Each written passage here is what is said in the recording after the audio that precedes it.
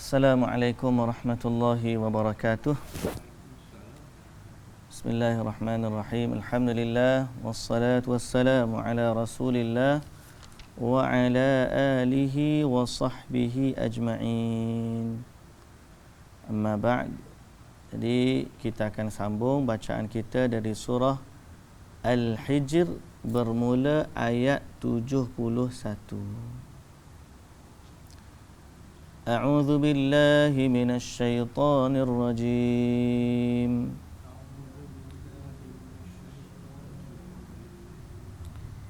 بسم الله الرحمن الرحيم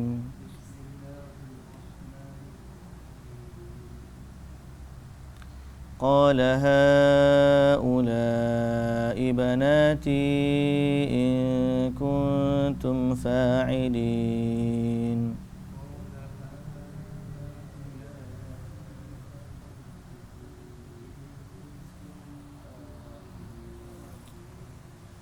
لعمرك إنهم لفي سكرتهم يعمهون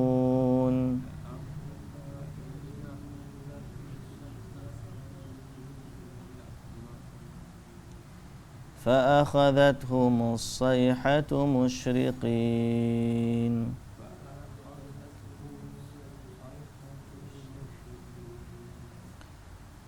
فجعلنا عاليها سافلها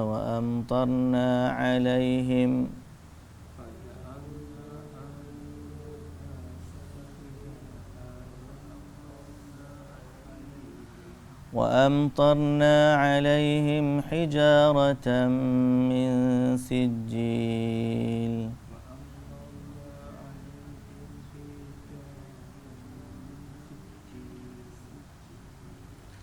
إن في ذلك لآيات للمتوسمين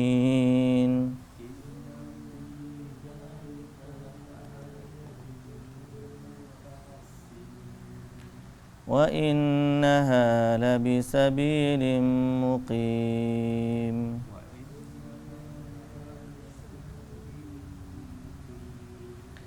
إن في ذلك لآية للمؤمنين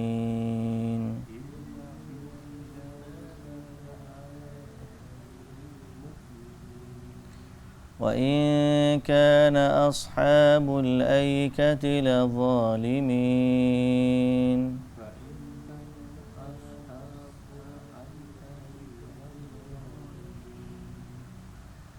فانتقمنا منهم وإنهما لبإمام مبين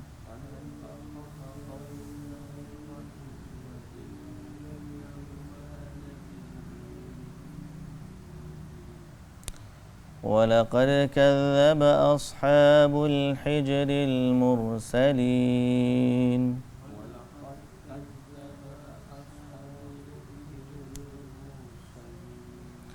وآتيناهم آياتنا فكانوا عنها معرضين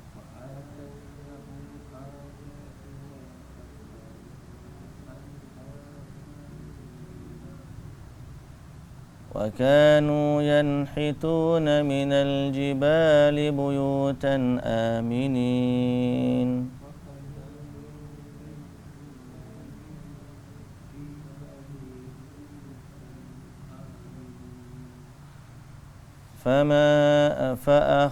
فأخذتهم الصيحة مصبحين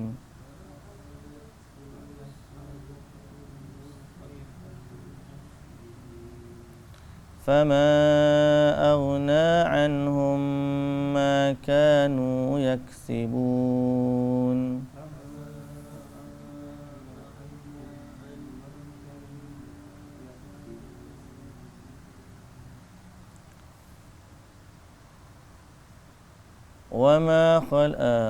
sampai sudah. Baik. Bismillahirrahmanirrahim. Alhamdulillah wassalatu wassalamu ala Rasulillah wa ala alihi wa sahbihi ajma'in. Amma ba'd. Apa yang kita baca hari ini adalah sambungan dari kisah Nabi Lut. Bukan sambungan, flashback. Kisah mereka diazab dan diperintahkan keluar. Kaum Nabi Lut ni diazab dan Nabi Lut serta ahli keluarganya diperintahkan keluar. Kita dah baca. Allah Azza wa Jalla datangkan selepas ayat itu kisah bagaimana berlaku peristiwa sebelum mereka diazab. Firman Allah Subhanahu wa taala, qala haula'i banati in kuntum fa'ilin. Nabi Lut berkata, di sini ada anak-anak perempuanku kalaulah kamu mahu melakukannya secara halal. Oleh kerana mereka ni pergi ke rumah Nabi Lut, minta Nabi Lut serahkan tetamunya. Nabi Lut kata, mereka ni tetamu aku, janganlah bagi aku malu.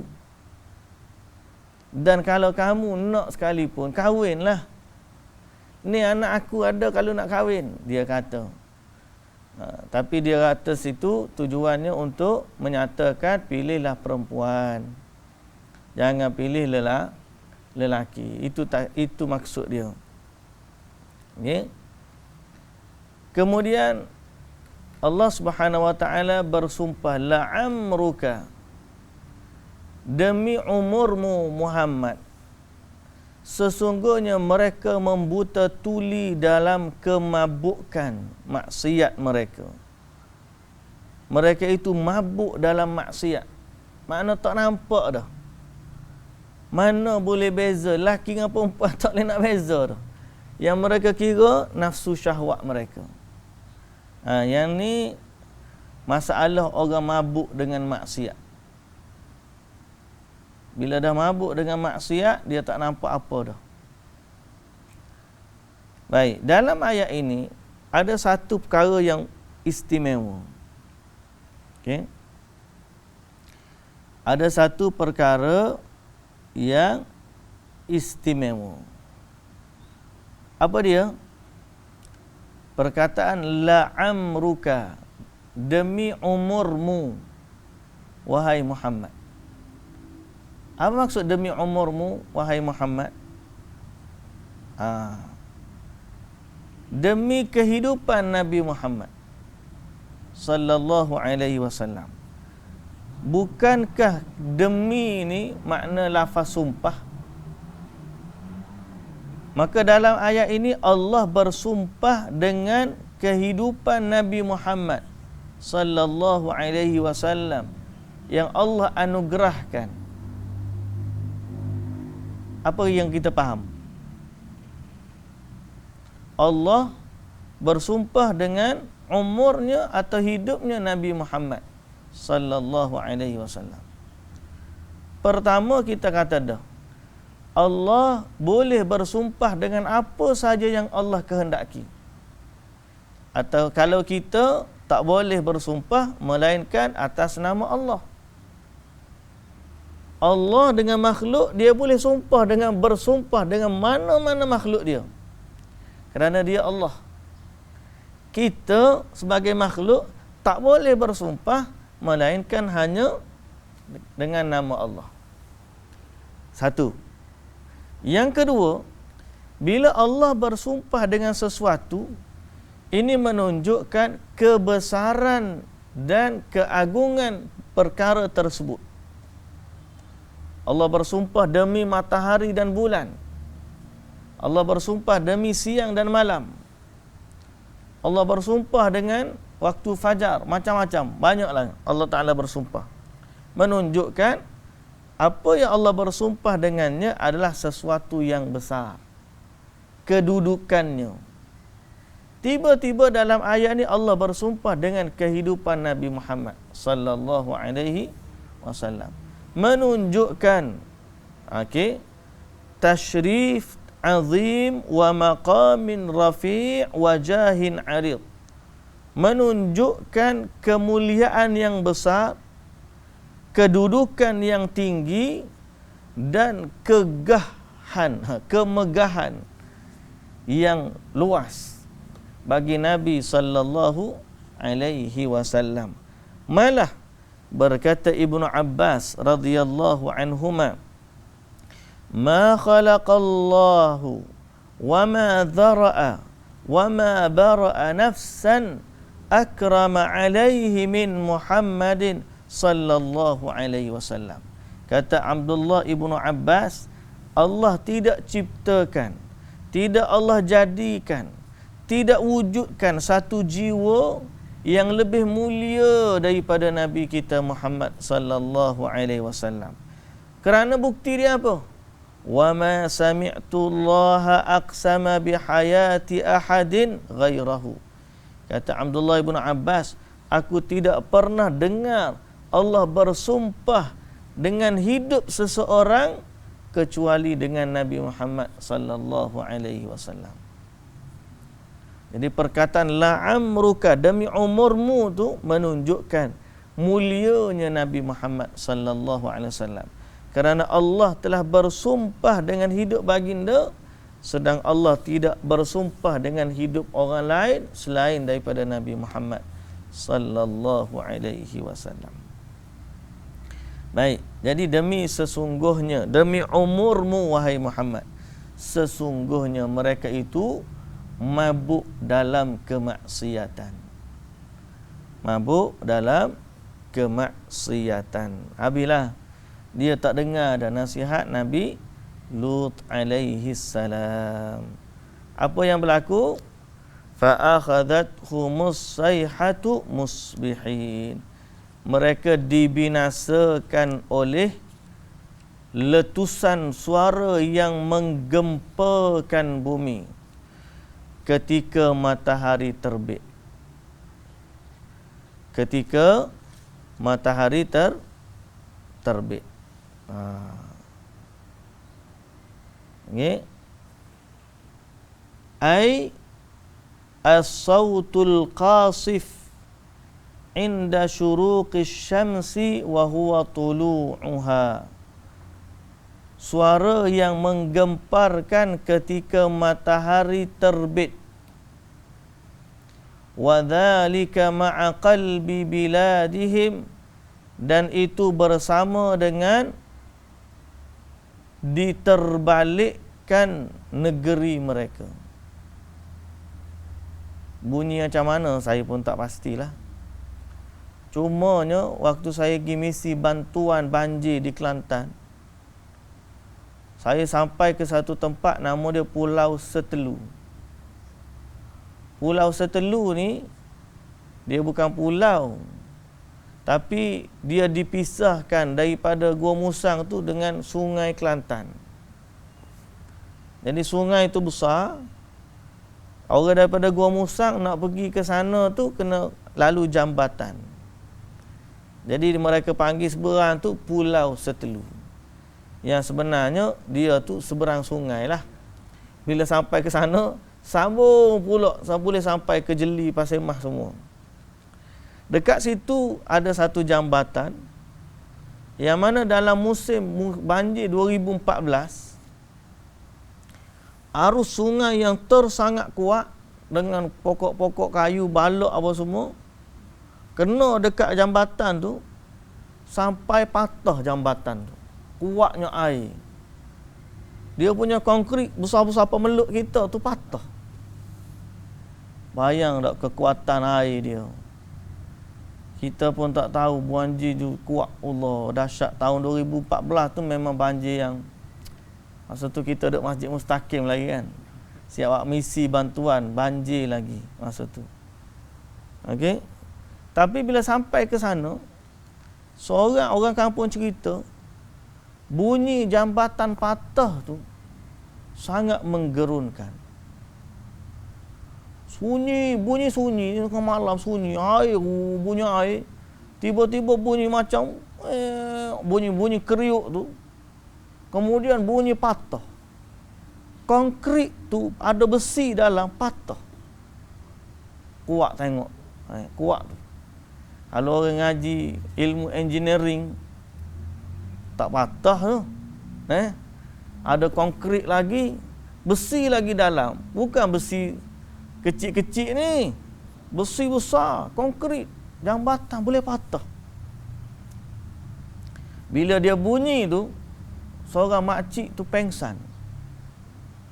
Orang kata pengsan, takutnya bunyi malam tu. Cuba bayang.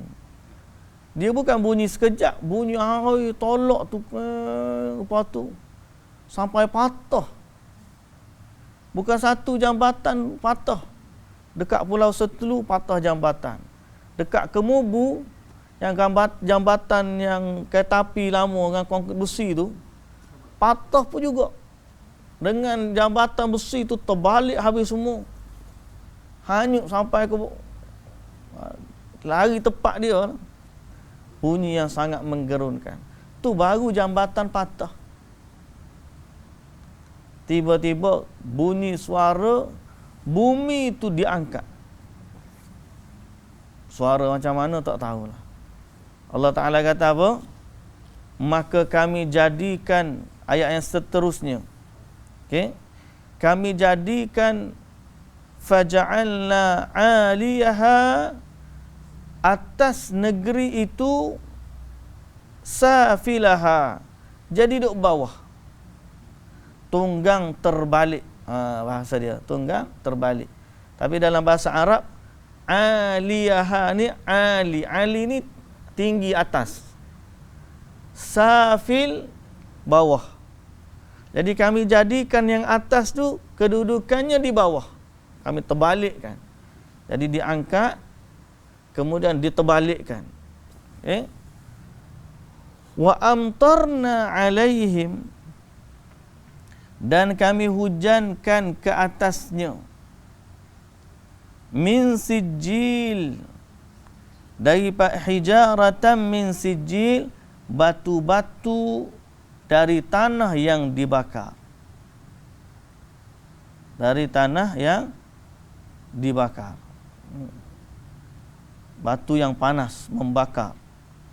Jadi diangkat, kemudian tertimbus segala apa yang ada di muka bumi, makna dihumbankan ke bawah, kemudian dihujani dengan batu-batu.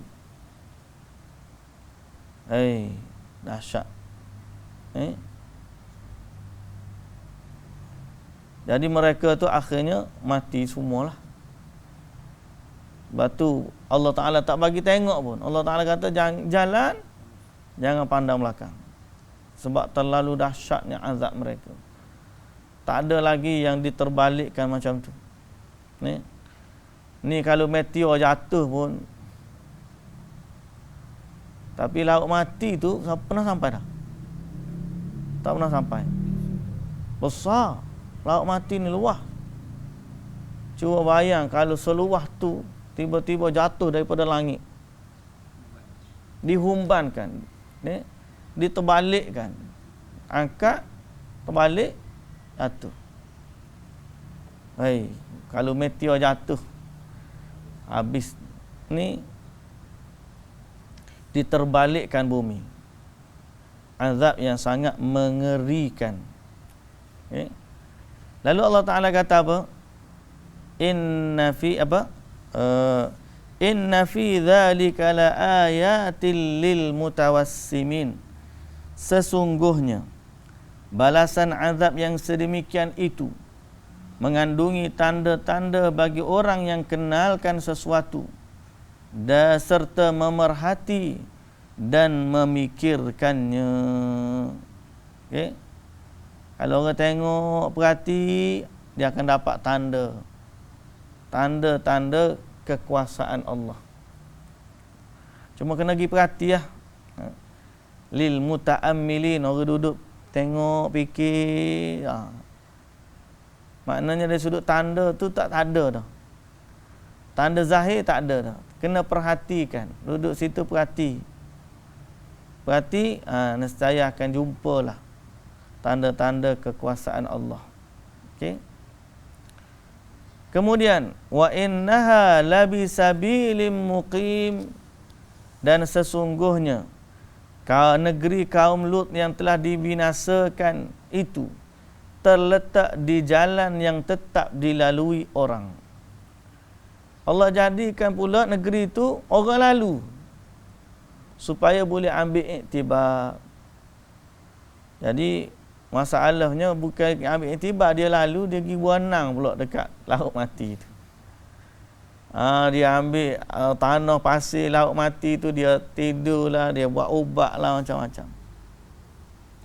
Sedang Allah jadikan dia sebagai tempat ambil peringatan.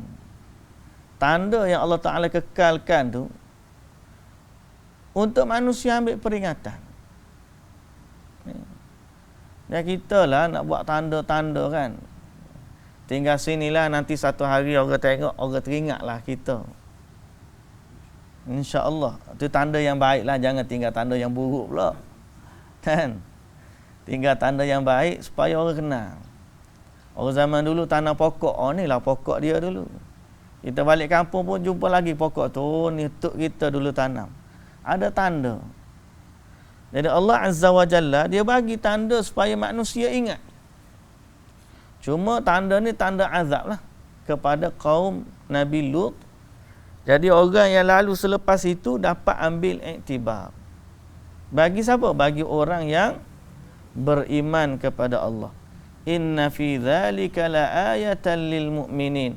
Sesungguhnya keadaan yang demikian mengandungi satu tanda yang memberi kesedaran kepada orang-orang yang beriman.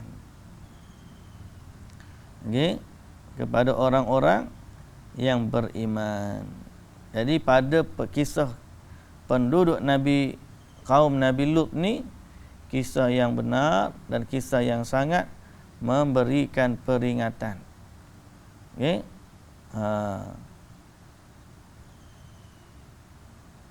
Min qalbi suri wal ma'nawi wal qadhfi bil hijarah hatta sarat buhairah muntinah khabithah, sehingga dia jadi satu tasik yang busuk dan tak elok, bi tariqin mahya, pada jalan yang orang lalu sampai hari ni orang boleh tengok, tapi manusia tak ambil peringatan. Okey. Macam ni lah kisah yang berlaku dekat apa? Pompei di Itali kan. Orang sampai dah. Dekat Itali tak sampai lagi. Perancis sampai. Masa pergi Perancis tak jalan-jalan. Satu Europe. France ya. Tak pergi. Dekat dah France dengan Itali tu. Masa-masa tu tak bawa Ducati. Kalau bawa Ducati, habislah. Satu Europe pusing dengan Ducati tu. Jadi dekat Pompei tu, dekat Itali ada satu tempat nama Pompei. Pompei ni dibinasakan dengan gunung berapi. Dan kesan manusia tu bila kena debu gunung berapi tu, dia jadi macam karbon. Tubuh manusia ni dia jadi karbon sehingga awet dia jadi macam batu. Bila orang korek arkeologi tu jumpa negeri tu dengan satu penduduk dia tu masih lagi dalam keadaan berpoyo-poyo. Mayat-mayat batu tu dalam keadaan berpoyo-poyo, menunjukkan kemusnahan disebabkan kerosakan yang besar. Tapi manusia gitulah, dia tengok sebagai kesan sejarah tapi dia tak ambil iktibar.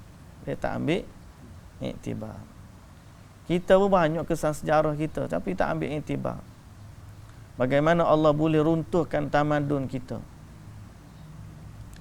Runtuhlah tu jawapan dia, nak kata apa lagi? Orang jumpa relau besi. Hanya beberapa relau di mana tak ingat di Eropah. Jadi apa tu berita besar kerana berjumpanya penemuan teknologi besi purba. Sekarang ni di Malaysia ni dekat Kedah tu orang jumpa berpuluh-puluh kampung industri, bukan satu. Ada 54 kawasan arkeologi yang ditanda. Satu tempat tu jumpa berpuluh beratus relau besi yang dikaitkan dengan zaman purba kita.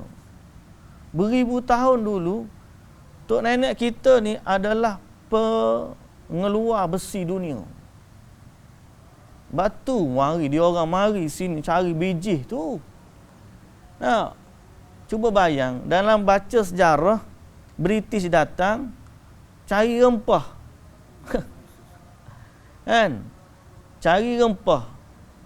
Tapi yang kita tahu pak kita ni tak ada rempah. Dan yang dia ambil biji. Kok mana? Tak tally tu, tak tally, tak synchronize. Tak masuk. Datang cari rempah, kemudian ambil biji. Kita ni tak terkenal dengan rempah, kita terkenal dengan biji. Dan kemudian dia hancurkan semua tamadun Islam. Tak ada satu pun yang kekal. Tak ada satu pun untuk kenangan anak cucu. Berarti dia memang menghapuskan tamadun. Baik, hak dia berlaku izin sebab dia. Allah izin. Tapi sebab apa yang utama? Sebab boleh jadi manusia mula meninggalkan agama Allah. Ataupun sebab Allah takdirkan kita ni nak berlaku di akhir zaman. Sebab tu saya semalam cerita tentang pergi kuliah semalam, ada kuliah tapi tak bagi tahulah. Kuliah dekat ni je. Saya lupa. Akhir last minute dia bagi tahu, "Ustaz ada kuliah." Oh, lupa. Adalah kata ada pergi. Taman Kencana. Al-Amin belakang semalam. Jadi saya duk cerita pasal ni lah, SOP tu, SOP ni. Kita kata kita ni bukan menentang SOP. Tapi dalam hati kita mesti ada rindu kepada saf yang sempurna. Kerana itulah sunnah. Saya kata. Dan kita kena minta agar segala wabak ni segera diangkat dari kita semua ni. Segera diangkat. Oh, lagi terang. Syahir, terang, tengah syahir. Tak apa, tak apa. Nanti kemudian. Dan kebetulan pula semalam baca kelebihan surah Kahfi. Antara kelebihan surah Kahfi ni, selamat daripada fitnah Dajjal lah. Jadi kait berlakulah semalam dengan COVID-nya, SOP-nya, dengan akhir zamannya. Jadi semua tu. Jadi adalah kita cerita semalam. Orang duk sibuk tentang teori konspirasi. Ada. Saya kata macam ni je. Kalaupun benar ada ke tak ada kita tak tahu. Kalaupun benar ada, dia berlaku dengan izin Allah. Kalau dia rancanglah konspirasi hebat mana pun, kalau Allah tak izin, tak berlaku. Kalau dia berlaku dengan izin Allah, maknanya isu konspirasi ke tidak konspirasi, itu kerja Allah. Kita serah kepada Allah untuk uruskan. Betul tak? Tapi yang kita kena buat apa? Kita kena ready lah. Pasal kita memang ada akhir zaman. Jadi berbalik kepada surah Kahfi semalam, saya cerita. Kita nak sibuk dengan teori konspirasi. Surah Al-Kahfi dah hafal dah ke belum? Sebab surah Kahfi ni Allah Ta'ala, Nabi kata menyelamatkan daripada fitnah Dajjal. Jadi isu konspirasi ke tidak, itu bukan kerja kita. Bukanlah. Kalau betul pun dia konspirasi, kita kata, so what? Ada orang mereka, siapa tak nak pakai mask, sebab dia kata ni semua cerita konspirasi. Sampai berjuta orang kena. So, kalau kita kata, so what? Kalau dia betul konspirasi. Kalau Allah izin, dia berlaku. Maka dia berlaku dengan izin Allah. Kalau tak izin, konspirasi tahap gaban secara mana pun, dia tak akan berlaku. Jadi kita, urusan tu kita serah kepada Allah. Urusan kita mempersiapkan diri untuk akhir zaman. Jadi kalau orang duk sibuk teori tu teori ni, kita tanya dia, surah Kahfi dah hafal ke? Kalau belum hafal lagi, baik sibukkan diri hafal surah Kahfi. Baik sibukkan diri betulkan bacaan Al-Quran. Baik sibukkan diri betulkan solat. Baik kat sibuk, dah tahu dah. Okey? Kita tidak menolak ada perancangan daripada Yahudi, daripada Dajjal. Kita tak menolak adanya rancangan musuh-musuh Islam ni. Dan kita tidak menolak hadis akhir zaman menunjukkan bahawa umat Islam akan berperang dengan orang-orang Yahudi, orang-orang Kristian.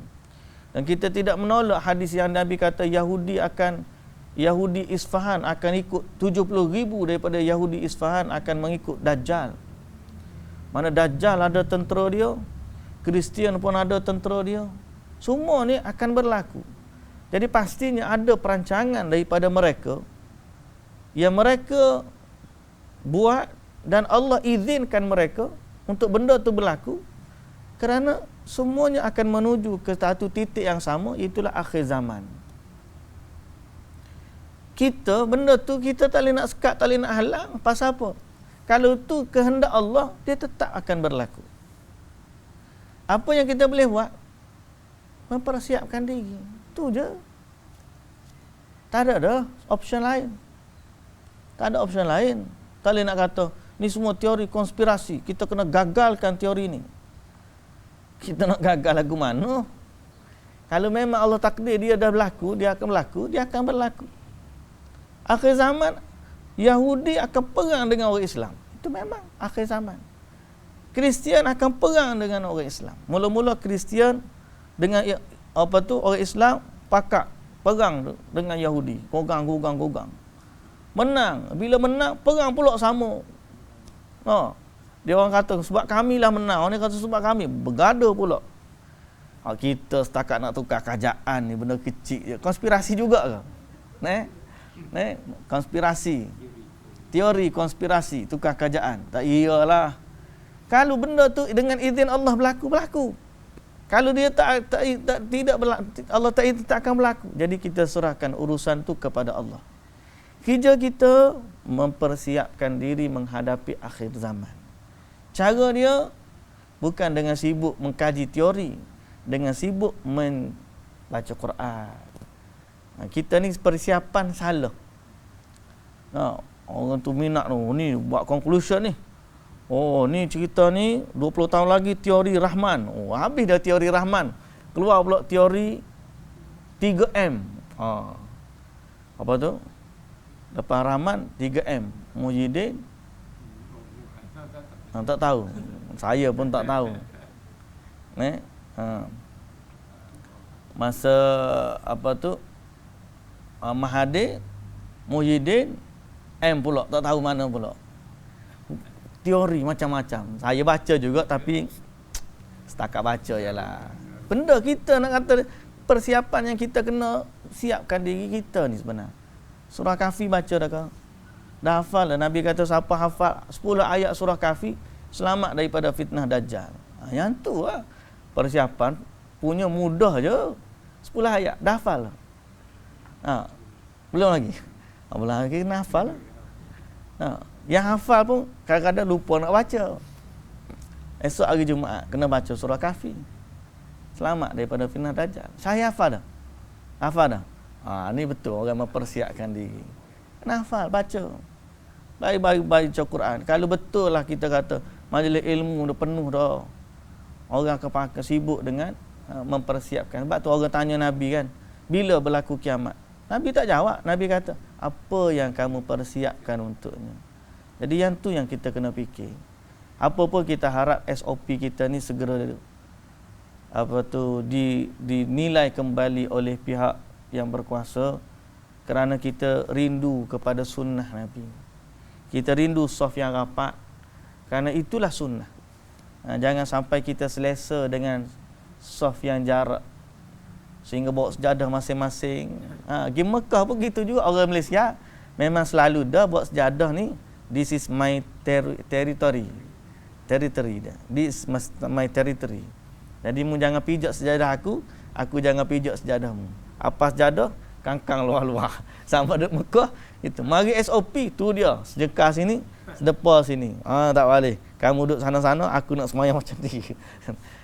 Kita harapkan SOP ni segera dinilai kembali dan wabak ni segera diangkat oleh Allah. Kenapa? Kerana kita rindu kepada sunnah. Kita rindu kepada sunnah. Dan dengan sunnah lah, dengan Al-Quran dan sunnah lah, kita akan selamat daripada fitnah akhir zaman. Okay? Allah akan pilih orang-orang yang diselamatkan.